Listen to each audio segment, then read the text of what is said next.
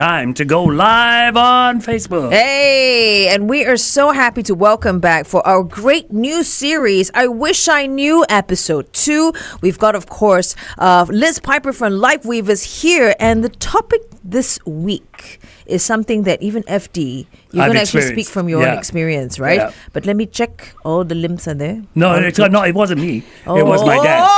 Okay. It was my dad. Okay. Yeah. So it's all about diabetes and poor wound healing. You know why? Like, even if it's a small cut, it can evolve into something really, really bad, and it could even result in amputation, right? Yeah, absolutely. Okay, let's dive into that. So wounds that don't heal, people think they're minor, and then they're not. But you're saying otherwise. Yeah, so in relation to having diabetes, wound healing is actually a really big poor wound healing is something that happens to people with diabetes. And having a wound, just simply having a wound, whether it's a blister, a scrape, a scratch, rubbing from your shoe, that's already a red flag that you need to start, that you need to go and get somebody to look at it, basically. So I think even though I'm here talking about therapy and how the MDT can help with people experiencing or facing some problems either related to diabetes or amputation, what the majority of the message today is really going to be about how we can prevent or reduce how we can stop people from it getting to the point where you need a big MDT. What I'm doing today is reducing my workload because what I want people, that's one way of seeing it. What we really want to share today is about getting the help early so it doesn't escalate, because once it starts escalating, that's when we start it starts snowballing, basically, and then it could be a point of no return. You know, you lose a limb. Right. How do you come back from that? You know what I mean? Absolutely. Yeah, because I've been doing when I saw the topic, one of the things that diabetics suffer from, and I know this because of a friend of mine, is swollen feet. And then shoes become a major problem because you blister and you start to get these abrasions on your feet because your shoes don't fit properly because normal shoes are not meant for diabetic feet. Or just swollen feet. I didn't think of that way.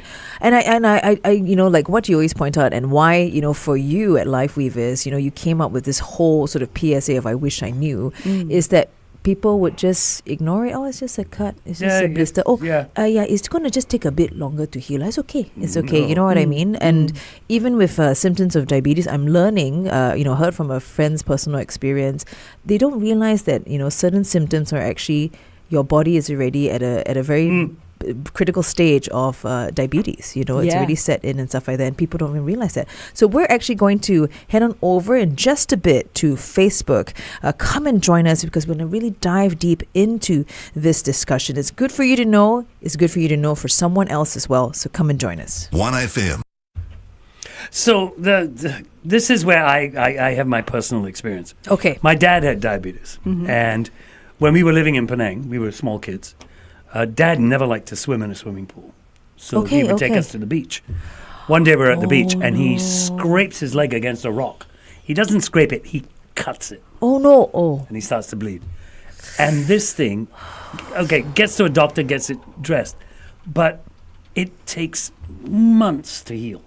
Months for a cut to heal. Okay. And we just couldn't comprehend it. He was going, I have diabetes, it's going to take a while.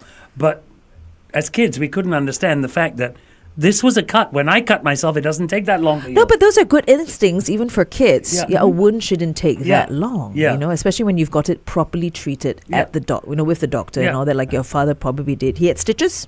No, actually, he didn't. Okay. So when a wound takes a long time to heal like that, what's actually happening? Yeah, so it's the way that diabetes affects the body.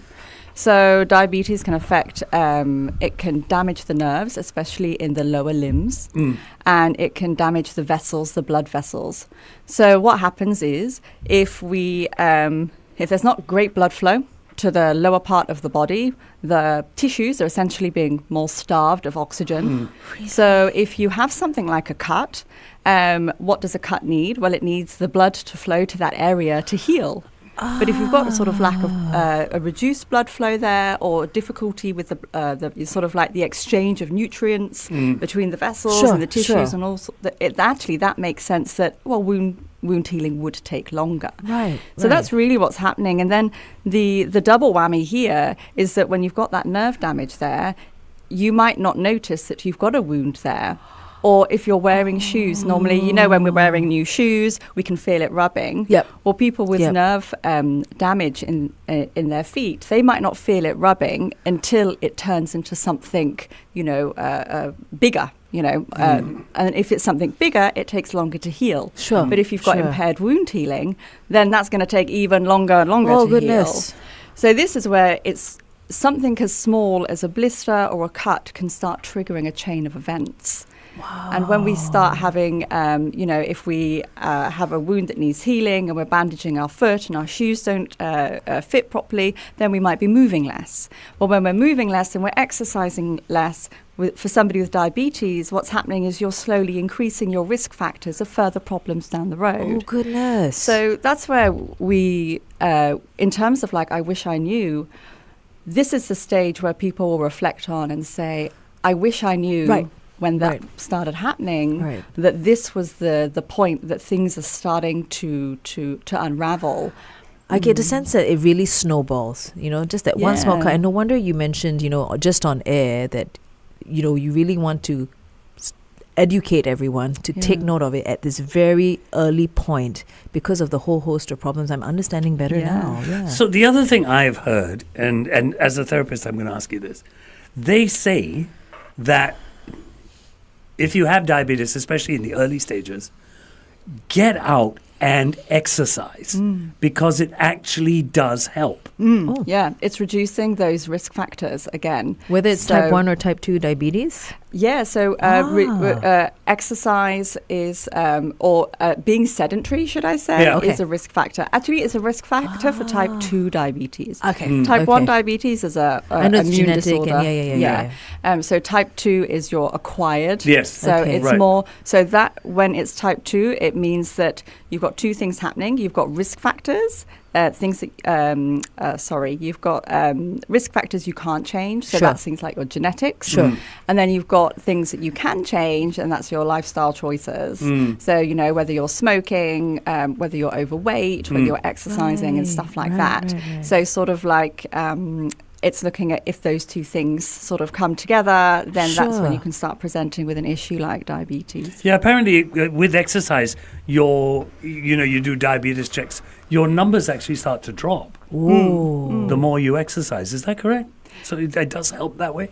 So in that respect, I wouldn't know exactly on the numbers. Yeah, so I think that go and talk to your doctor about that one. Yeah. Okay, cool. But that's definitely, but there are, I can definitely confirm that the research shows that there's a positive link towards exercise and having better outcomes, or being sedentary and having worse outcomes. It makes sense. It makes sense, yeah. Interesting. Yeah. So does poor wound healing kind of change the way people move? I guess it would change your daily routines and everything, right? Yeah, absolutely. And it can, if you look at it in terms of the extremes, on one extreme, it could be somebody getting really overcautious about everything, and then that reducing what they do. Okay. Oh, well, I'm not going to leave the house. I'm worried if I go out, if I'm wearing sandals and it's very dusty today, what if dust gets in my wound and then that causes infection, snowball. And the other extreme could be, I am so fed up of this.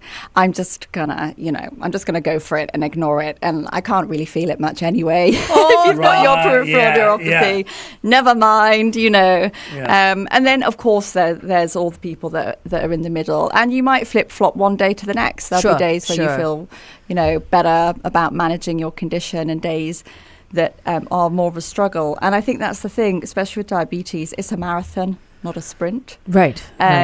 For people that have confirmed diabetes or have had it for a while. It's a chronic condition. It's not got a cure that we know of yet. So it's really looking at how are you going to create an environment for yourself that improves that health span that we keep talking about and maintains that quality of life and can, almost anticipate what chain of events you might be at risk of, right.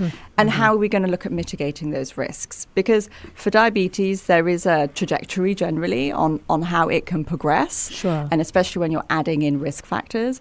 So having that knowledge and then being informed, then you can make those informed decisions on what's right for you. Then, and I think that really is at this stage when we're talking more on prevention or early intervention, that's a really big role of the therapy team as well. What sort of therapy does a diabetic go through? For the earlier stages, Yeah.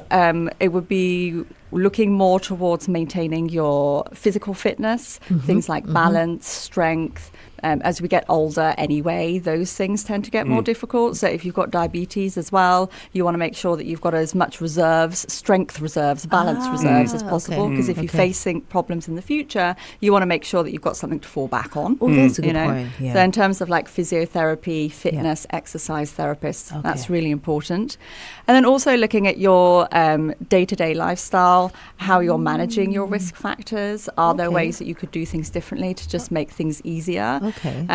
So that's where the occupational therapist might be coming in more, looking at your occupations. How do they impact your life, your condition? How could certain occupations improve that or the way you do things differently? So last week we talked about pacing our activities. Sure. And so more along those lines. And then dietitian as well. So looking at your diet. Yep, that's a key thing. Yeah, and medication management is a really big thing. Right. So that medication management tends to fall under the nurse more. But if we're talking about the multidisciplinary team, for diabetes, it's really your whole team, your doctor, your nurse, your physios, your OTs, dietitian, and even podiatrist. That's one thing. Oh, because of the shoes and because of the shoes, but or also the numbness, so you don't feel anything. I see. And for toenail clipping. Hey, yeah. what? Okay. we're gonna hit back on air really soon. I need to. Yeah, let's do this. You got my attention. Whoa. What? Okay, go with this. What feels like nail clipping feels like heaven from Fiction Factory? Fiction Factory. Okay. But here's the thing. Yes. We're talking about diabetics, and the topic of toenail clipping has come up. Okay, so in summary, like we learned from Liz, like for a multidisciplinary team of therapists like those over at Lifeweaver, when it comes to sufferers of diabetes, it's a whole team coming on board, various therapists, right, because it's a multi-layered issue dealing with and maintaining a proper life with diabetes, right? Yeah. And then she mentioned it also involves the podiatrist, who comes in and teaches about toenail clipping. Oh, not necessarily teaching. What? Well, they might do teaching. Okay, what? To a caregiver, but also doing the toenail clipping. Oh, why? Because if you accidentally nip yourself with the toenail clippers, then you have a wound, then you have poor healing. So actually making sure you have, your pedicure done well. Clipping is a risk, and that needs to be done and managed well. And if there is a nick that happens as a result of that it's dealt with immediately.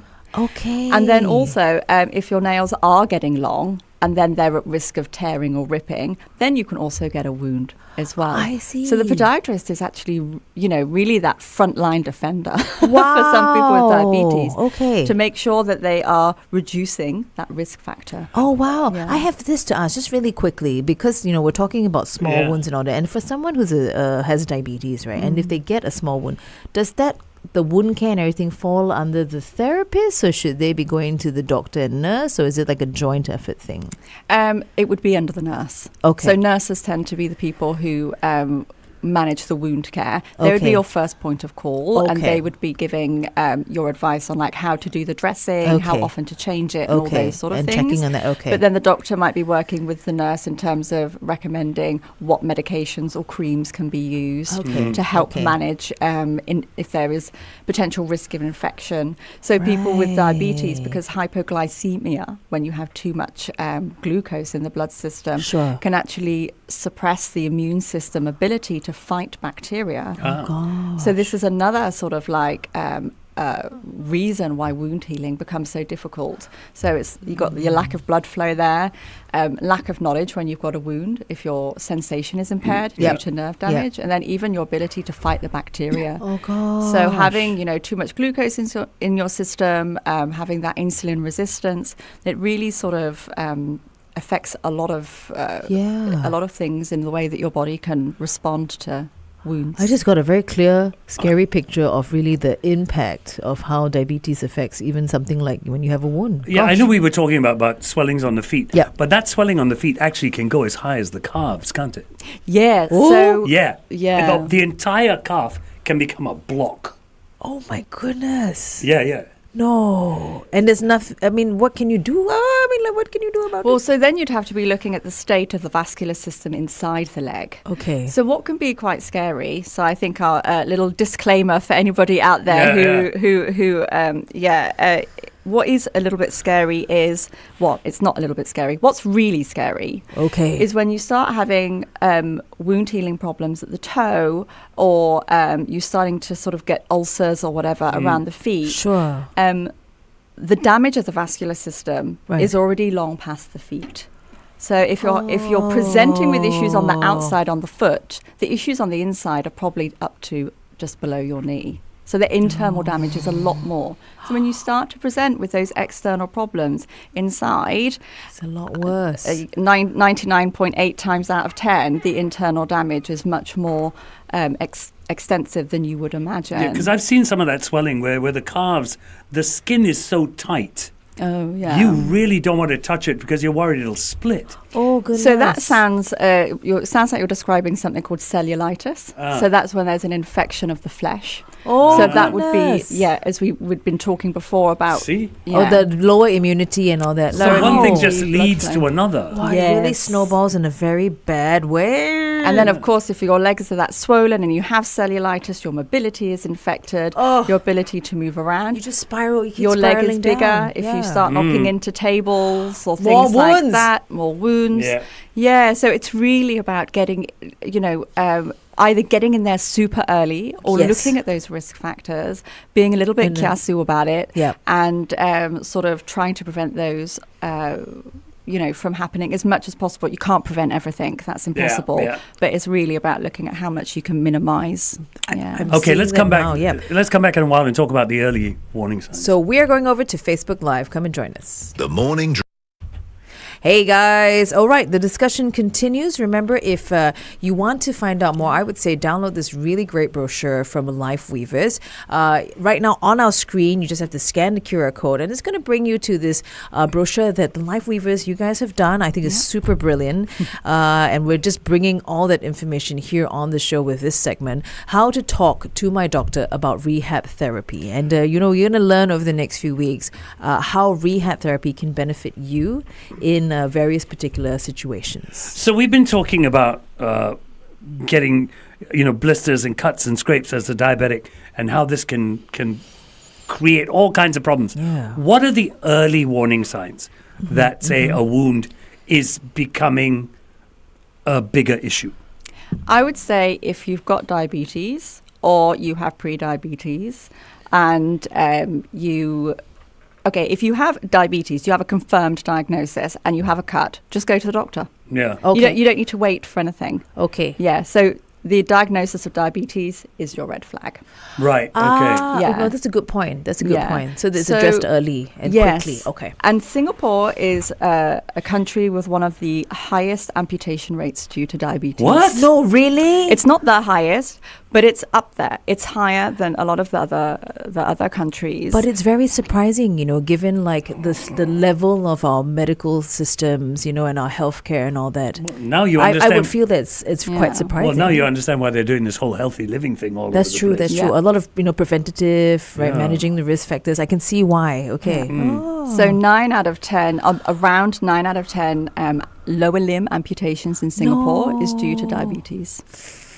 And you feel that numbers. they didn't have to result in those kind of statistics? It's really multifactorial. It's probably, like the number doesn't have to be that high. Could have been prevented, some of these amputations, you feel?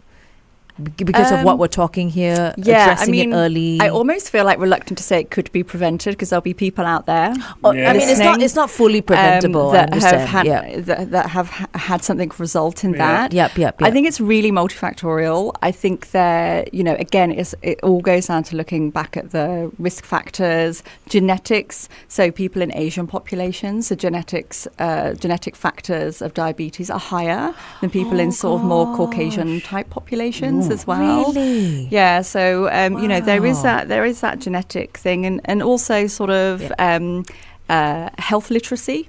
Literacy as a whole, we still have generation of people that have a lower literacy level than say some other countries. So there's also that, and health literacy. Also, which doctor you go to if you have a problem. Do you go more down towards the traditional methods first before you go into acute hospital? And even the stigma or fear, should I say, of going into a hospital where some people feel that, if I go, my friend went into a hospital, they came out missing a leg, or they came out in a wheelchair, never walk again, or this happens. But also that could potentially have been a result of them presenting too late as well. So, every story is unique, but then these numbers do say something quite shocking. And I think, and then the other shocking number, which I also want to share, because I think sometimes when we are shocked into these things, it makes us think a bit more deeper about how we're going to look at these things, is 1 in 5 of people that have had a leg amputated due to diabetes will need the next one, the remaining leg amputated within 5 years. No. Oh gosh. So this is another thing that when as therapists we're presented with a person who has an amputation, we're not just looking at dealing with helping them function as they're in their new body, essentially, with whatever part has needed to be removed, but it's also looking at preserving the health and the stamina of the remaining parts of the body. Right. Because if somebody who has an amputation that doesn't have diabetes, we can really do a lot more with their remaining leg, and we can put more of a demand on that remaining leg. Right. But if somebody does have diabetes, well, that remaining leg is still, got all those risk factors, and impaired blood flow and nerve issues and this, that, and the other. So we really want to look at protecting that. Right. So that's where it becomes quite a delicate balance. How much do you do? How little do you do? You do less, you're exercising less. You do more, you're overstressing the system of the leg. So that's where having your therapy team who really understands this issue, supporting you through the long term, is really important. Really important. Yeah. That's the therapy team, but how closely would in a situation like that with an amputee, how closely does the therapy team work with that amputee's doctor?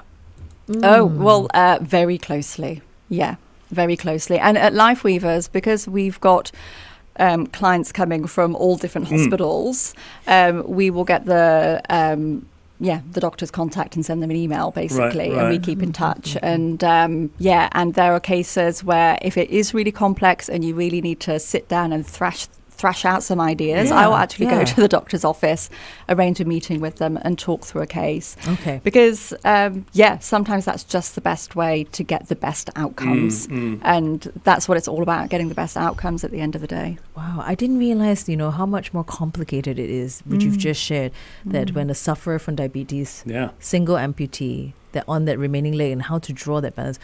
Wow. I mean, thank you for all the work. It's amazing work. Yeah, really. Is there evidence, either from studies or from your experience, that shows how early rehab intervention actually reduces complications? Yeah, absolutely. So the actually, I don't have the statistics in front of me at this very moment, but in terms of reducing rates of hospital admissions, so that's a really big part.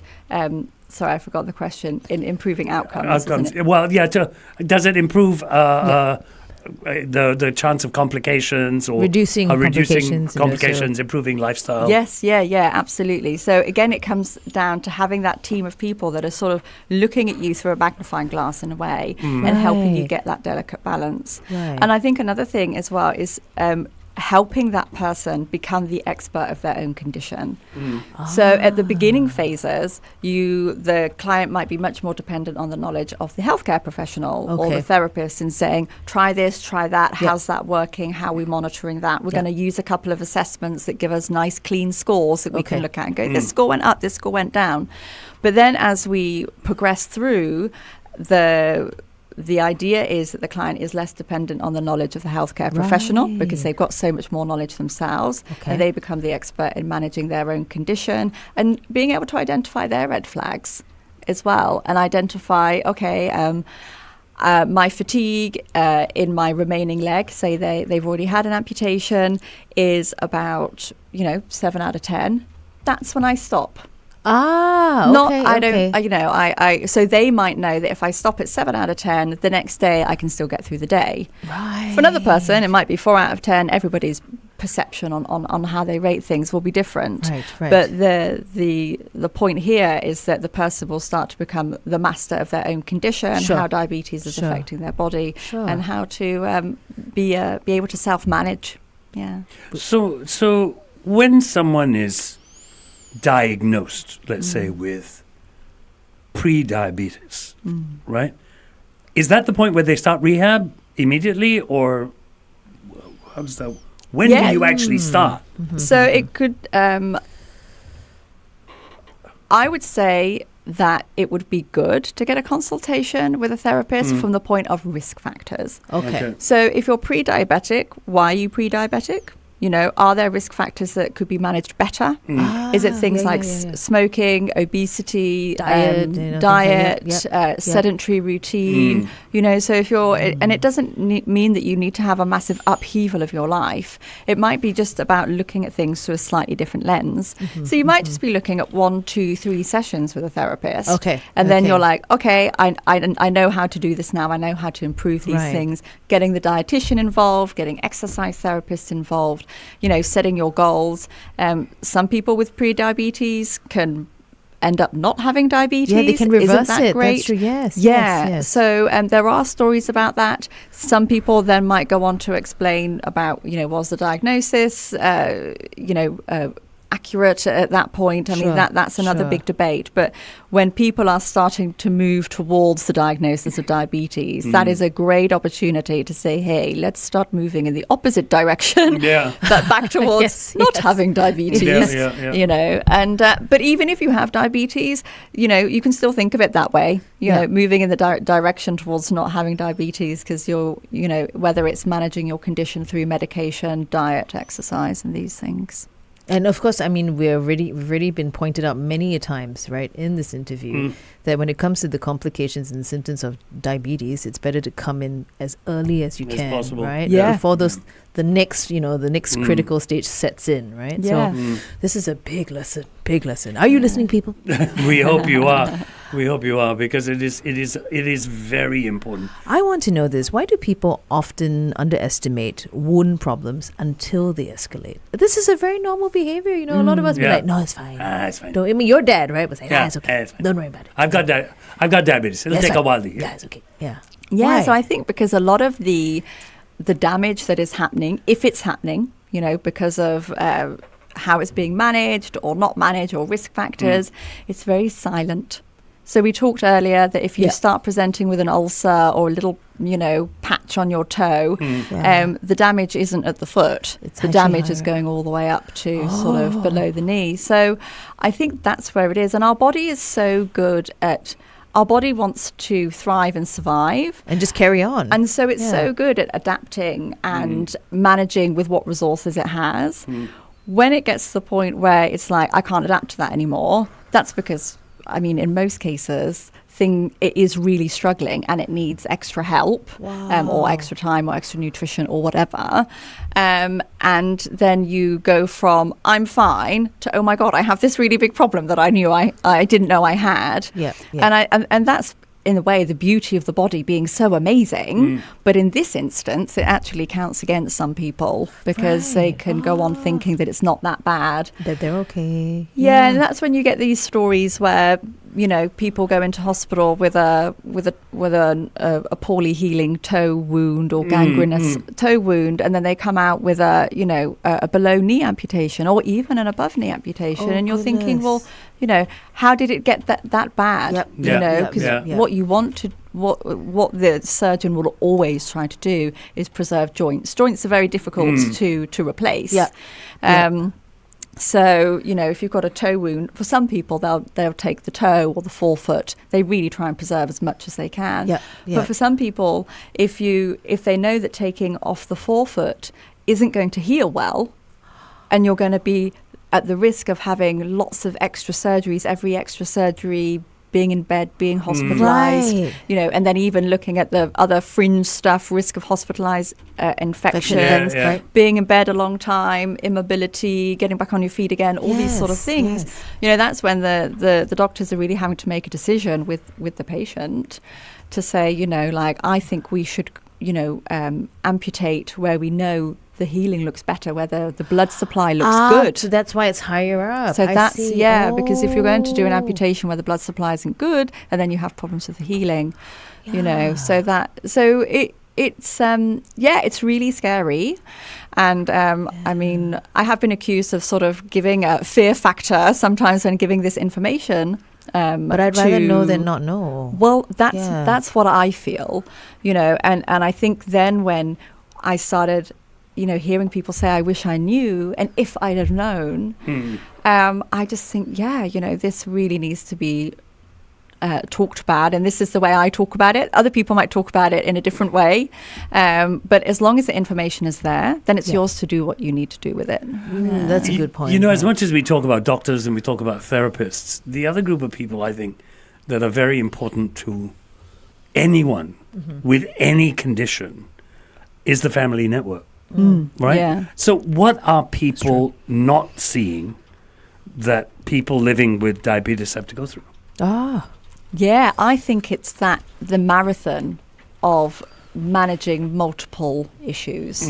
So a lot of people with diabetes tend to have other conditions as well. Okay. And diabetes, can lead to, even if you're not getting wounds or ulcers, you can have something that's called limb ischemia. So that's the lack of blood flow, which we have been mentioning. Right. Okay. And then it can become critical. You end up with critical limb ischemia. So if you're if the blood flow is not great in your legs, say when you're lying down to sleep and you're not getting enough blood flow, you can get cramping and pain there as well. So sometimes you'll see people in the hospital, they actually sleep with their legs hanging over the edge of the bed because the gravity helps pull the blood down and reduce that symptom. Okay. Yeah. Then also people with diabetes can experience foot deformities. So you're having issues with footwear, walking and mobility. And and then they're having to look after their diet. There's the medication side of things. It really it sort of impacts your whole routine, really, and it's something that people have to be aware of all the time. And I think when we go from swanning around in our healthy body, not really having to think about how it functions, to having to really think about how everything is functioning, and being quite acutely aware of that in itself, can be tiring. And I think it's that, I'm going to use the word burden. It's that burden in a way that I think that people don't realise that they carry, and it's quite easy for us to say, oh well, just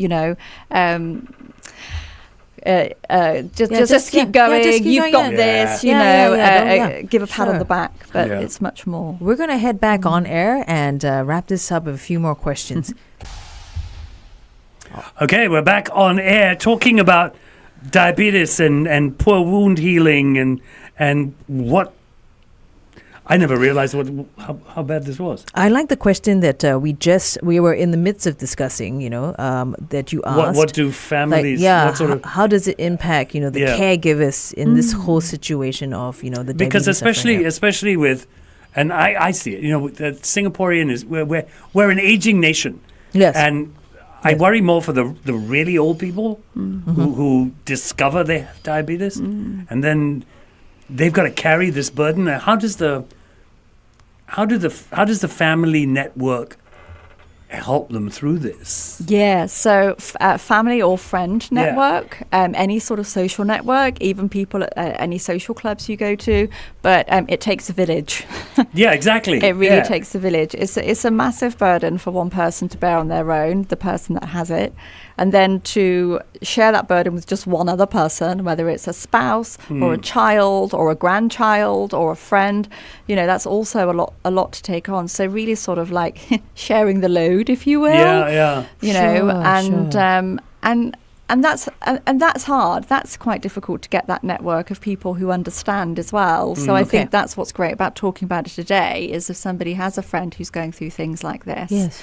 And it's complex, because when we see our loved ones suffer, we suffer. Yeah. And then when that loved one is frustrated with their suffering, we can also feel frustrated, and it can come out that it can then sometimes appear that you're frustrated with each other, but you're really just frustrated with diabetes being really or just not being able to help them, Absolutely. And so I think also being able to have space to deal with that mental health component as well for the person who's got diabetes, and for the caregivers as well, and space to let it out, talk about it, talk it through, and deal with it in a healthy way.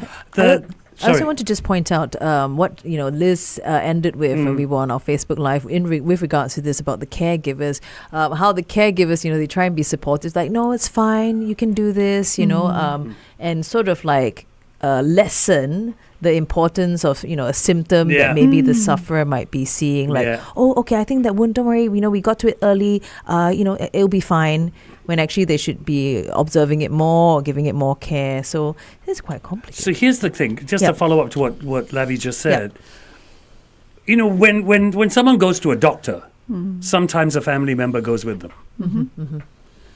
When someone with diabetes goes for rehab, should there be a family member with them to understand what they're going through and what they should be doing as a follow-up?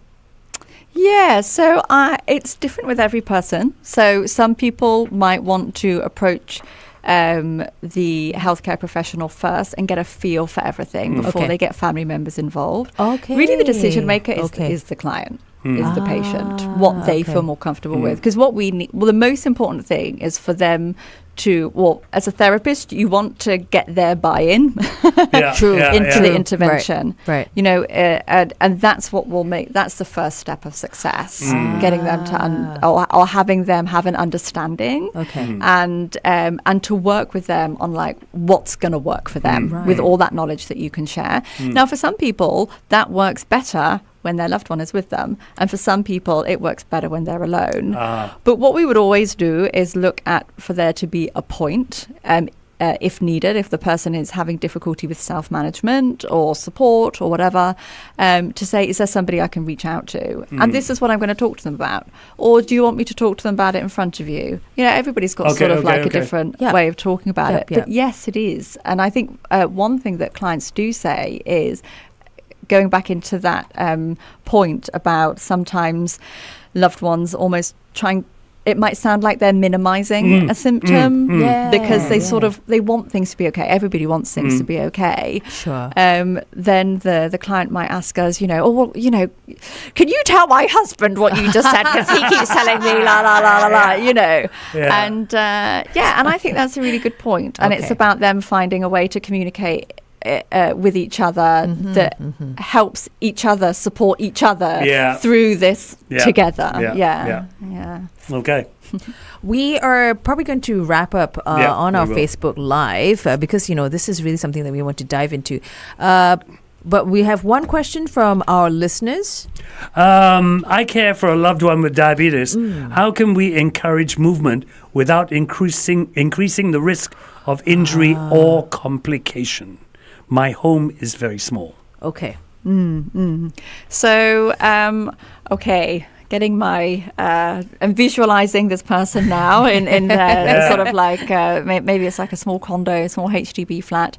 So encouraging movement will always start with engagement with your activities of daily living. So these are sort of your low-hanging fruits of opportunity to move. You know, you have to wash your face, brush your teeth, do these things. So move as much as you can do as much as you can independently. Okay, now if you've got those things done independently, if you want to look at sort of, I guess, one of the safest activities you can do in a small space, which can help increase the heart rate, is literally doing repeated sit to stands from a chair. Okay. Yeah. And if you want to make that a little bit more intensive, depending on the person's condition, heart, all these other things, I don't know, but this is where it's good to get a healthkare professional. This is where you need a healthcare professional, really. You can look at things like adding weight to the body. So, you know, you've got those little 5 kg weighted vests. Yeah. You know, you can get at Decathlon or things like that. So when you are lifting a heavier load, you're having to use more power in your muscles, your heart rate's going up. So literally just sit to stand. And if you think about bodybuilders and weightlifters, you know, and they're training to lift just the bar and go from sitting to standing, and they're super fit, right? Well, you can use, it's the same. It's the same. Yeah. I like that. It's like that.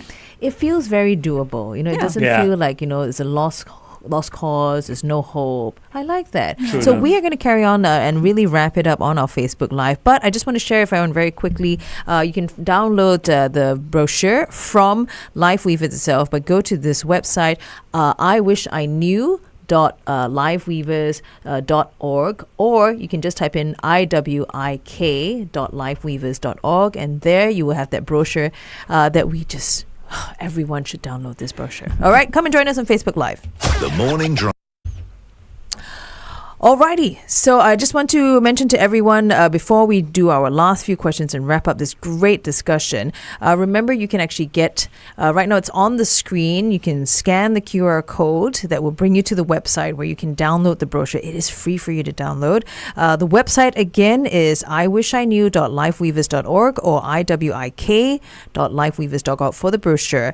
You can find out more about Liz and her team over at lifeweavers.org or their Instagram at Lifeweavers, all in one word. Alrighty. So we were talking a little bit more, and why are people? What do you? I would say. What are people sort of like not seeing about those who are living with diabetes? So we talked about the caregivers, how they can be better involved, you know. But what about people, other people around, you know, that we're not seeing?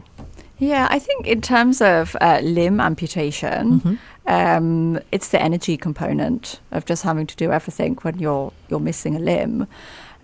So often when people have an amputation, the first thing they think of is a prosthetic limb. And we often see, you know, our Paralympians and people functioning very well with limbs, to the point sometimes where they can actually run faster with prosthetics, you know, than the real thing. But those aren't people with diabetes, you know. So when we're looking at if you have a below-knee amputation and you're walking with a prosthetic limb, you're using 25 to 40% more energy than if you were just walking on your normal legs. Really? If it's an above knee amputation, you're using 40 to 75% more energy on top of what you'd usually be using. So if you're walking around all day on an above knee prosthetic and you've got a lot of other, you know, issues that your body's dealing with as well, you know, realistically, you might not be able to be up on that leg for very long. But that being up on that leg might be the thing that enables you to do certain activities. So then you'll be switching between perhaps leg and wheelchair. Then when you've got the wheelchair, moving around, being able to move the wheelchair into positions to enable you to just simply get onto a chair or get on and off the toilet.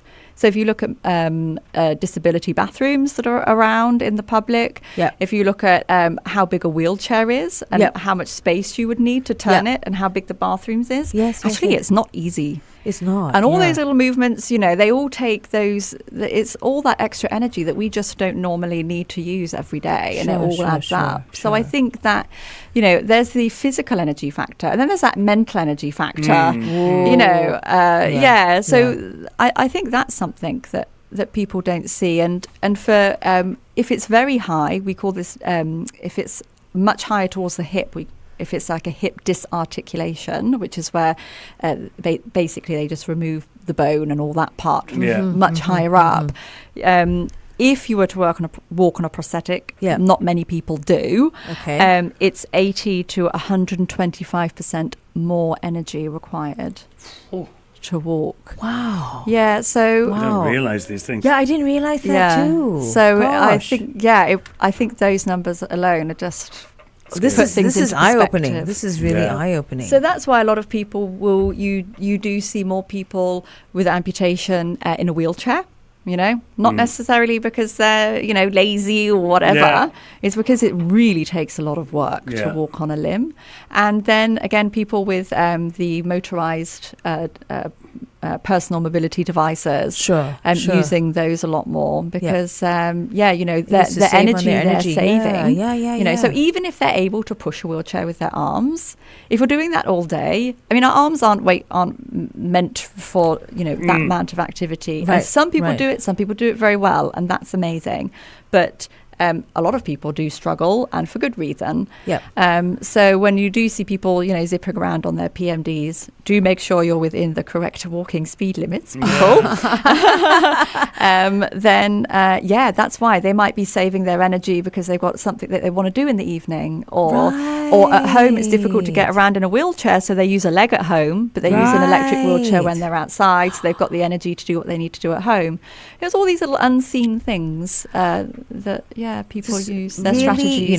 More than meets the eye. And, thank you for pointing this out right here. I think, I'm definitely going to, be more aware when I encounter all these individuals, just to really, their struggles are more than I would have ever realized. If you I'm just glad that Liz brought up the mobility vehicles. Yeah. Because I see too many people using them who don't need them. Oh, oops. No, and I firmly believe that 20 years down the road, we're going to see problems because of it. Because people are not exercising enough.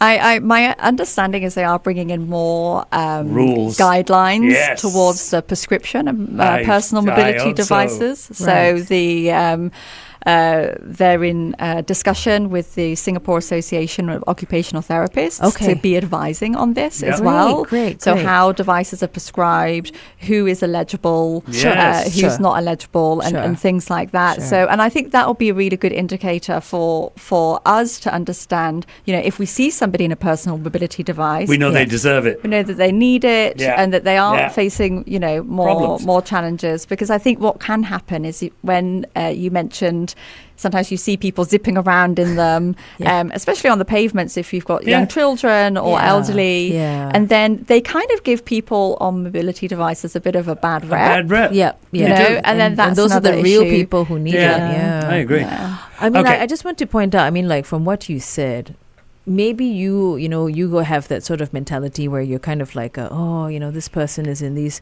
mobility devices, so lazy, why do they move? But it's really because it takes so much more energy and they're conserving it. For some. But I've got neighbors. No, I understand. That one different. We're not talking about who are 19 years old and just think it's really cool to use. And I've actually spoken to them. As much as it's not my business. Because I worry, not walking is not a good thing, and that's a risk factor. If you've already got genetic risk factors for diabetes. So if your parents are diabetic, so I've got friends where both parents are diabetic. Well, that's a risk factor. If they don't have diabetes, well, I would really look at your risk factors. Your weight, your exercise, sedentary routine, and all that. Because if you can't change your genetics, but you can change your lifestyle. Good. Absolutely. Very good point. Very quickly, one last thing. If you could tell someone newly diagnosed one thing, what would you tell them? Oh, gosh. What do you wish they knew? What would I wish they knew? I wish they... This is going to sound horrible and harsh, but I wish they knew the really drastic places that diabetes can take you. Because when you know how bad it can get, I think you're going to be much more motivated Yeah. To not let that happen. to really manage your risk factors well, because not everybody with diabetes needs an amputation. Sure. Not everybody sure. with diabetes loses their mobility. Sure. Not everybody with diabetes, has to live with somebody for the rest of their life. Yeah. But for some people they do, and that's, when it gets to that point and they say, I wish I knew, well, now You're telling Now them you now. know. You're telling them now. Liz, thank you so much for coming in once again. It's been absolutely incredible.